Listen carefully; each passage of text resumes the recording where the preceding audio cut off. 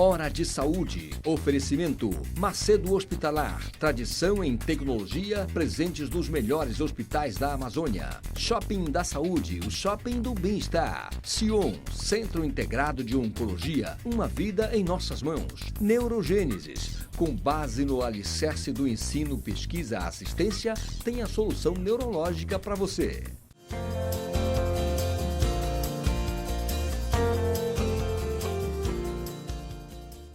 Caros amigos, mais uma vez no nosso programa Hora de Saúde. E hoje vamos começar a nossa programação internacional. Vocês sabem que devido à pandemia, nós não estamos gravando no estúdio o programa. Então o programa, eu estou na minha casa e o nosso convidado de hoje, que é uma convidada muito especial, está nos Estados Unidos, lá próximo de Nova York. A nossa convidada de hoje é a doutora Verônica Fernandes.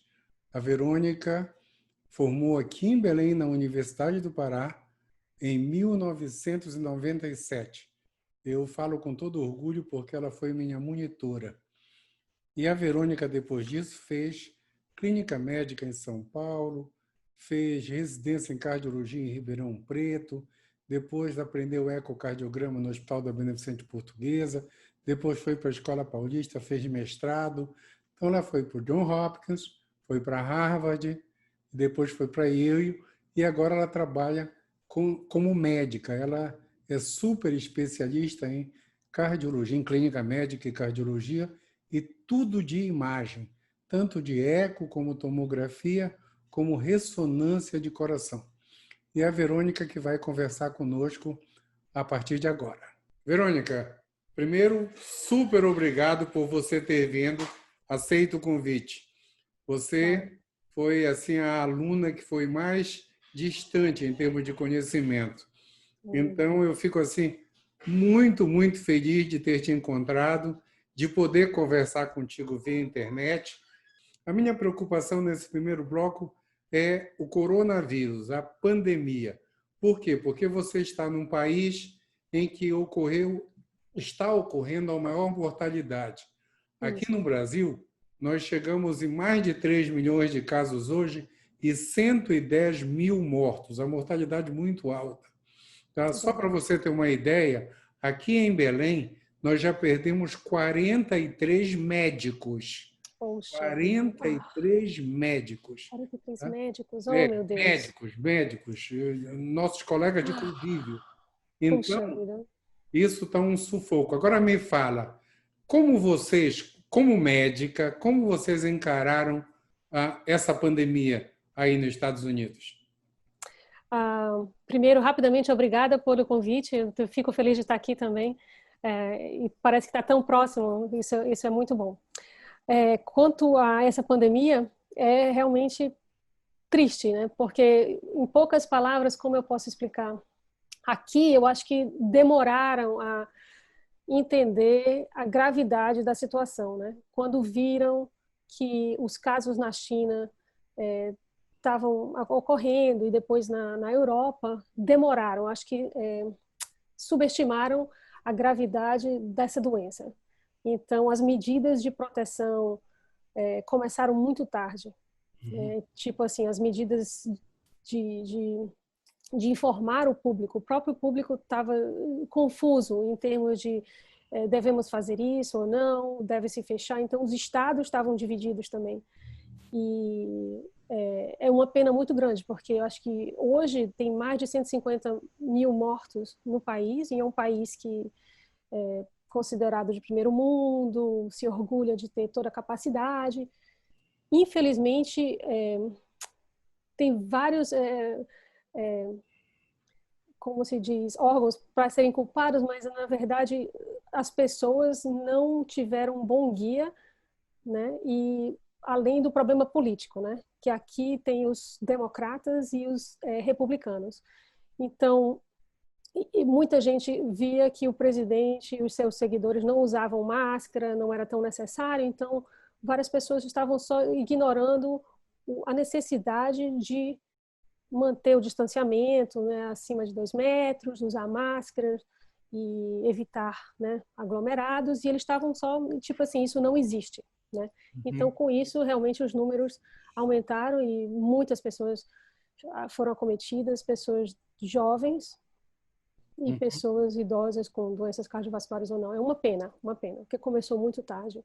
E ainda hoje existe uma divisão, né? Que vários estados estão reabrindo, outros reabriram muito rapidamente, como a Califórnia, e aí as praias ficaram cheias, festas e tudo mais, o aglomerado, aumentaram os números de casos. Aqui também foi mais ou menos idêntico, certo? Aqui o presidente aqui do Brasil não levou a sério, não levou a sério, falou para todo mundo que era uma gripinha, que todo mundo ia ter, certo? Houve um problema enorme que o Trump falou que tinha que tomar cloroquina e o daqui também achou que tinha que tomar cloroquina e que cloroquina ia salvar o mundo, entende? Só para você ter uma ideia, Verônica, aqui em Belém, cloroquina foi distribuído na rua, tá? Foi distribuído para todo mundo. E aí, eu conversei aqui no programa com um médico de UTI e ele falou que todo mundo que morreu, que piorou, que teve que usar, que ser entubado, que teve que fazer hemodiálise, que teve trombose, embolia pulmonar, embolia cerebral, todo mundo muito grave, e apesar disso, todo mundo já tinha tomado cloroquina. E aqui, além da cloroquina, tem a ivermectina, que é um remédio de pulga, que todo mundo também, o pessoal do interior tomou.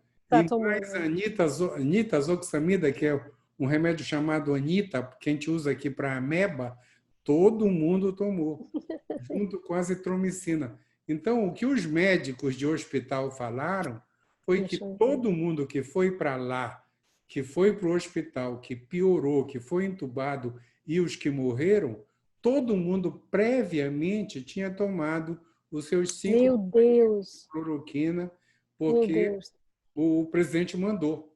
Claro, meu Deus. O Trump mandou. Então, meu Deus, que pena. Essa foi a causa. E aí, como é que ficou essa história da cloroquina e ivermectina? Também. Então, aqui é o seguinte, existem vários protocolos, né?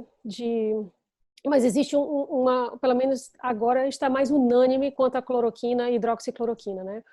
Que não se prescreve em pacientes de ambulatório, pelos riscos que foram comprovados de doença cardíaca, que pode causar arritmia, o paciente tem que estar internado, tem que ter um eletrocardiograma de base, se precisar, quando está internado no hospital. Mas realmente aconteceu isso, de que o presidente falou que era bom e que as pessoas começaram a pedir nos consultórios para os seus médicos, assim, pelo amor de Deus, prescreve. Então acabou a cloroquina, a hidroxicloroquina acabaram das farmácias, assim, o paciente que precisava para artrite reumatoide, lúpus, até ficaram em falta, né? Então, com essa necessidade de, tipo assim, vou me proteger e tomar até como profilaxia.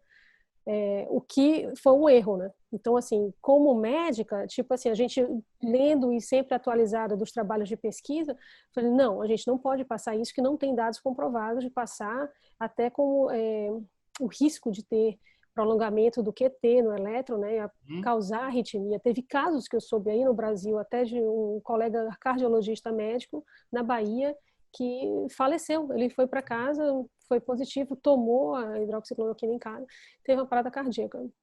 Então, é um remédio sério que as pessoas, tipo assim, é tão barato e previne, vamos tomar, até como profilaxia, né?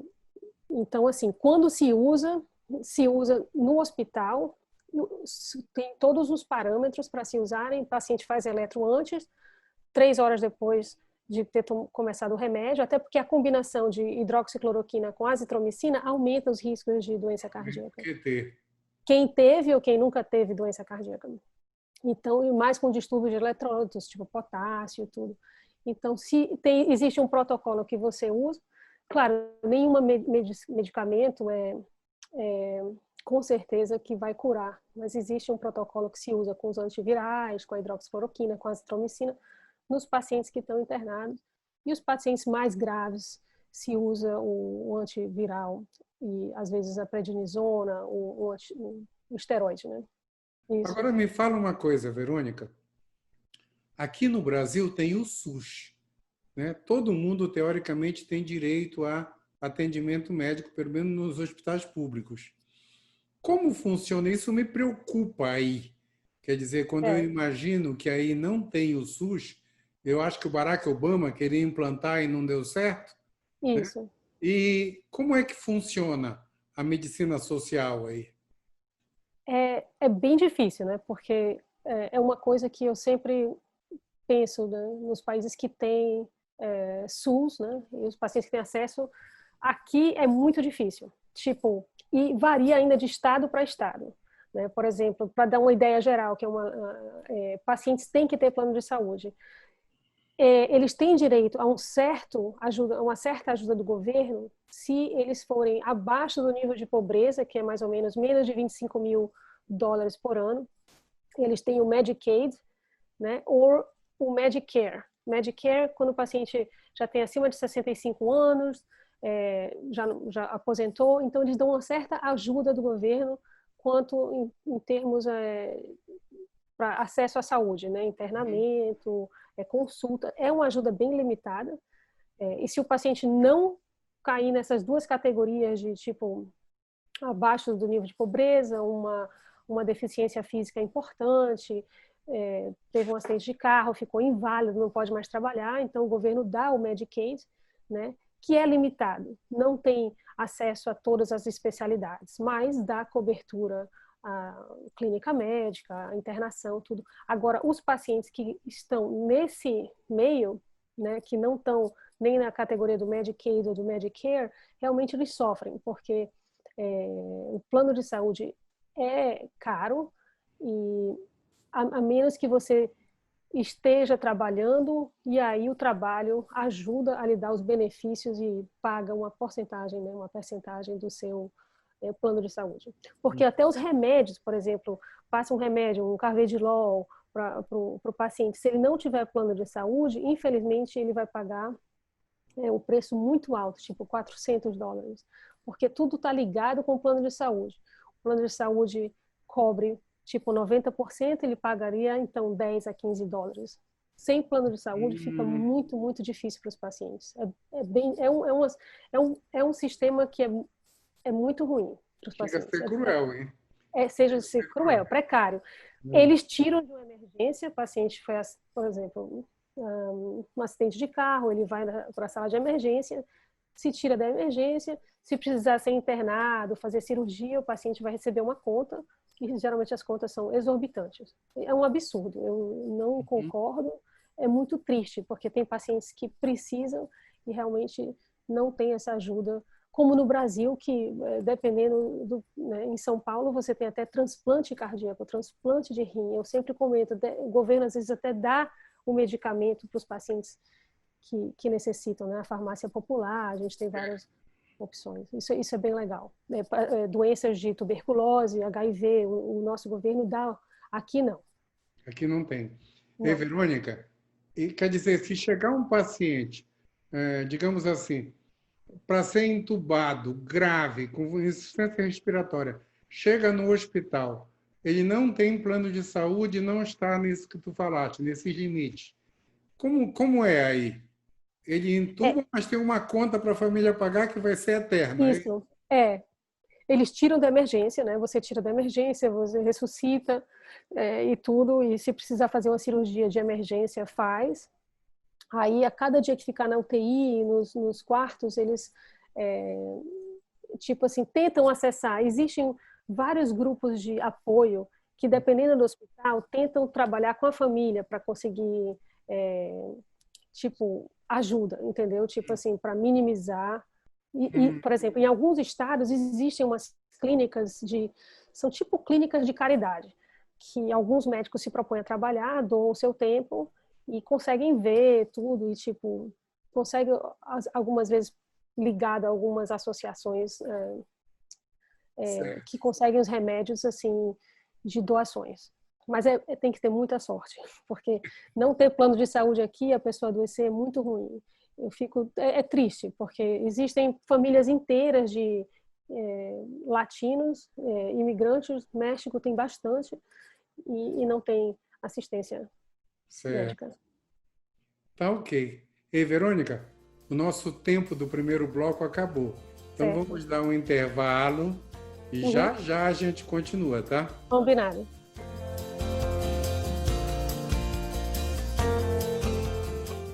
Hora de Saúde. Oferecimento Macedo Hospitalar. Tradição em tecnologia, presentes nos melhores hospitais da Amazônia. Shopping da Saúde, o shopping do bem-estar. Sion, Centro Integrado de Oncologia. Uma vida em nossas mãos. Neurogênesis. Com base no alicerce do ensino, pesquisa, assistência, tem a solução neurológica para você.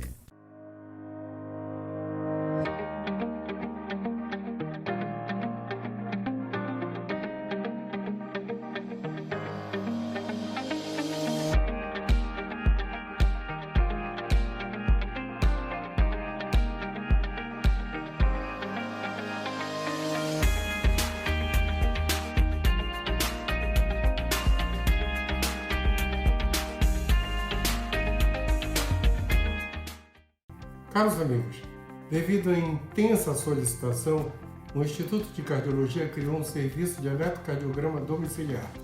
Você liga para este número aqui e uma equipe altamente qualificada vai na sua casa com todo o sistema de proteção por causa da situação do coronavírus e fará um eletrocardiograma com laudo em tempo real.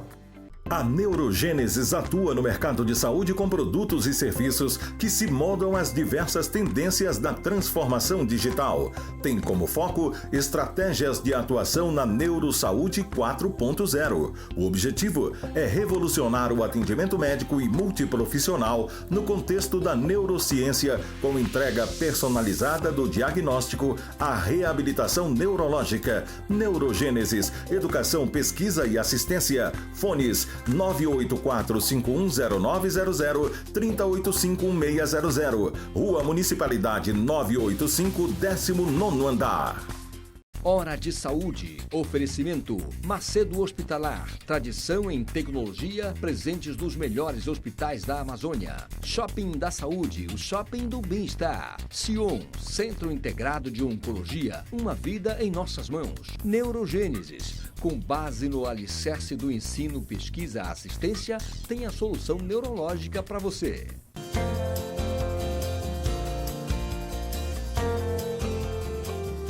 Voltamos nessa conversa maravilhosa com a professora doutora Verônica Fernandes, que eu tenho o maior orgulho de dizer que ela foi minha monitora. Minha monitora, faz tempo. Desde que você saiu do Brasil, você foi fazer doutorado sanduíche no Johns Hopkins. Me conta rapidamente essa evolução toda, até hoje, o que você está fazendo. Pronto. Você está eu vou tentar Nova York, né? sumarizar. Perto de é 1 hora de Nova York. Eu estou na cidade que fica em Fairfield, fica 1 hora de Nova York. Certo, perfeito. Então, resumindo, depois do doutorado de sanduíche da escola, que foi na Hopkins, eu tive a oportunidade de trabalhar com imagem, né, ressonância cardíaca, tomografia, eco, foi interessantíssimo. Depois que eu terminei o doutorado, eu fiquei no pós-doc, né, que é o pós-doutorado, fazendo, continuando os trabalhos de pesquisa, que eu já estava engajada com morte súbita, o trabalho do MESA, que é um estudo do NIH, né, que estuda diferentes etnias e coração. E depois disso eu entrei para a residência, né? Foi quando eu resolvi ficar e tipo assim, vou fazer uma tentativa, tentar fazer as provas dos STEPs e tentar aplicar para a residência. Então, inicialmente, né, eu fiz clínica, entrei na radiologia do Beth Israel em Harvard. Foram 2 anos excelentes, mas não com a minha personalidade de clínica e cardiologia, apesar de eu amar a imagem, faltou aquela parte fisiológica, então eu transferi para a medicina nuclear. Terminei medicina nuclear no Monte Sinai, em Nova York, foi uma experiência maravilhosa. Fiquei mais 1 ano fazendo fellowship em imagem, né, vendo PET ressonância, tomografia, às vezes do corpo inteiro, né, que a gente fazia TAV, né, para medir antes e depois os pacientes que faziam colocar as válvulas, né, cardíacas. E depois disso eu voltei para a clínica para pegar a certificação de medicina interna, né, clínica médica, para fazer a prova do título de especialista daqui. Então, eu fui para Yale, terminei 2 anos na Yale e agora eu tenho as provas de título todas de medicina nuclear, cardiologia nuclear e medicina interna, né, clínica. E estou trabalhando, né, com clínica e fazendo pesquisa juntamente com a Hopkins também, ainda colabora com a Hopkins, fazendo trabalho de pesquisa em imagem, basicamente ressonância cardíaca. Certo. Já que você falou em ressonância cardíaca, isso está ficando uma novidade aqui no Brasil.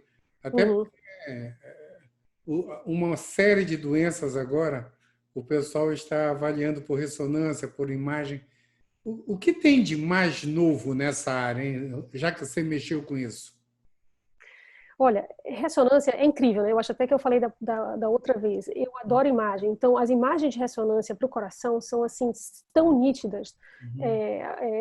A resolução é excelente. Então, você consegue ver detalhes do músculo cardíaco que você não consegue ver com o eco, né? Então, é excelente para ver miocardite, para ver doenças de pericárdio, doenças congênitas, né? Crianças que têm problemas, que nascem com doença cardíaca, que é um problema para a criança ter que fazer tomografia por causa da radiação. Né? Então, assim, a ressonância consegue ver em 3D, né? E estão tentando fazer um pouco mais rápido, sem contraste, e as imagens são extremamente nítidas e excelentes para clarificar, tipo assim, tirar dúvidas de casos de doenças do ventrículo esquerdo e ventrículo direito. Agora, com o Covid, estão usando, porque existem casos, né, como a gente sabe, é uma doença multifatorial, só que às vezes afeta o músculo do miocárdio, não só causando doença cardíaca da coronárias, né, nas coronárias, mas também afetando o músculo cardíaco com miocardite e pericardite, né? Tem casos até que o paciente já melhorou e tem uma pericardite secundária. A ressonância é excelente para identificar esses casos de que tem dúvida. Muito interessante, porque logo que começou a ressonância, ninguém falava em ressonância cardíaca. E, de repente, ela é uma referência total. Agora, me fala uma coisa. Você que sempre mexeu com imagem, com ecocardiograma, com tomografia, com angiotomografia, com ressonância cardíaca, me tira uma dúvida agora. Você que mexeu com o conjunto todo de imagem. Verônica, quando vai dar para eu dizer que uma angiotomo vai substituir o cateterismo? Olha, existem os prós e os contras, né, como todo método de imagem. Aqui os pacientes, por exemplo, dependendo do caso, não vão para CAT, né? Dependendo do caso. Tipo assim, se tiver certeza, se você tiver um valor, tipo assim, como você diz, com certeza esse paciente está tendo um infarto, está tendo uma angina, ele vai precisar de CAT no tempo A ou B, então se preserva, né, a radiação para fazer o cateterismo. Porque sabe que vai precisar e vai colocar um stent, eventualmente vai avaliar a necessidade de fazer cirurgia ou não. Nos casos que são intermediários, é aí que a angiotomografia vem. Nos casos que existe assim, um risco intermediário, não tem certeza, não tem alteração elétrico típica, não tem uma troponina tão elevada, que são os marcadores cardíacos, então existe aquela dúvida. É aí que o paciente fez até um teste de esforço e foi duvidoso, não tem tanta certeza, né? O rim está bem, não tem contraindicação, o paciente vai para angiotomo, com certeza. É aí que ganha disparadamente. Eu acho que nunca vai substituir completamente, porque existem casos que o paciente chega na sala de emergência com aquela dor no peito típica, de livro, com alteração cardíaca, aumento da troponina, vai precisar até uma anjo de salvamento para fazer colocar um stent, né, ou até prevenir, preparar uma cirurgia. Mas nos casos ambíguos, ou eles fazem, a gente faz na sala de emergência o teste, o triplo fásico, né, tipo assim, com a angiotomografia, o exame de tromboembolismo pulmonar para saber se é embolia pulmonar ou dilatação da aorta. E que aí você já vê as 3 coisas junto. Dependendo do caso, faz teste ergométrico com a nuclear, um teste de esforço com a medicina nuclear a parte de estresse somente, stress only, entendeu? Assim, o paciente, em vez de fazer estresse no dia, repouso, estresse, faz só estresse e já pode ser dado alta no mesmo dia. Muitos pacientes já faz o teste de estresse, fez a tomografia, fez o teste de estresse, não tem doença de microcirculação, porque às vezes a angiotomografia foi completamente normal, não tem nada, mas o paciente é diabético, tem doenças assim, de microcirculação que não se consegue ver pela angiotomografia, o teste de estresse ajuda bastante. Certo. Interessante um comentário teu agora, foi na sala de emergência, quer dizer, aí no primeiro mundo total, na sala de emergência tu pode fazer uma cintilografia miocárdica, tu pode fazer uma angiorressonância, tu pode fazer uma angiotomo. Isso, na sala de emergência. Na sala de emergência. E o paciente vai embora no mesmo dia. A menos que tenha pacientes assim, exceção, são pacientes muito obesos, fez o teste de estresse no primeiro dia, existe uma pequena dúvida, vai fazer o teste de repouso no dia seguinte, porque não pode receber a quantidade de radiação, ele é um pouco mais obeso, e não pode receber a quantidade do isotopo no mesmo dia, porque a dose seria muito alta, então ele volta no dia seguinte para fazer a parte do repouso, para comparar o estresse-repouso das imagens de nuclear. E aí, mas 99% dos casos consegue excluir no mesmo dia. O que isso é muito bom. Isso é bom para a família, é bom para o paciente e a mortalidade diminui bastante. E aqui, o que está fazendo agora você consegue diminuir bastante o nível de radiação para o teste de medicina nuclear de estresse. Você coloca a mínima dose possível e já começa com a dose de estresse. Então, é um dia de imagem. As imagens são completamente normais, não tem suspeita, dúvida, o paciente é descartado. Então, até doença de microcirculação, paciente diabético, que tem essa dúvida que deu normal, a angiotomografia, a gente teve casos que deu positivo e acabou. É um caso a caso, né? Diferentes casos. Fantástico, mas isso é legal, esse comentário teu na emergência. Na emergência. Excelente, Na emergência. Aqui no Brasil, a maioria dos hospitais simplesmente faz o eletroconvencional, faz troponina, né? Sim. A gente não pensa e vai para o cateterismo de emergência, quando está alterado as enzimas ou alterado o eletro. A gente não fica pensando em cintilografia na emergência, em angiotomo na emergência, nem em ressonância na emergência. Esse diferencial é bem grande. Em todos os hospitais aqui em Belém, a gente tem um parque de imagem com tomografia e ressonância normal, em medicina nuclear. Na maioria dos hospitais aqui em Belém, já tem isso. O que eu estou falando é que não está no protocolo. Ativado para a sala de emergência. Na hora, chegou alguém, não tem assim, alguém que chega no hospital e daqui a pouco vai fazer uma cintilografia miocárdica nuclear. Não está ainda no nosso dia a dia. Mas é fantástico isso aí. Quando vim aqui no Brasil, eu gostaria até de conversar contigo sobre isso para a gente implantar os protocolos aqui. Nossa, seria excelente, porque ajuda muito, né? E diminui a mortalidade, né?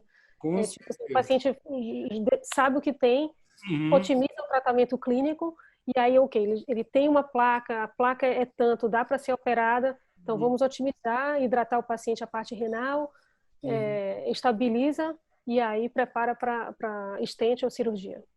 Então, isso facilita muito. Além de ver se tem, muitas vezes, porque a gente faz o exame triplo, né, para ver se tem microembolismo, agora para o COVID é excelente, porque o COVID aumenta o risco de trombogênese, né, a formação de trombo nos grandes e nos pequenos vasos.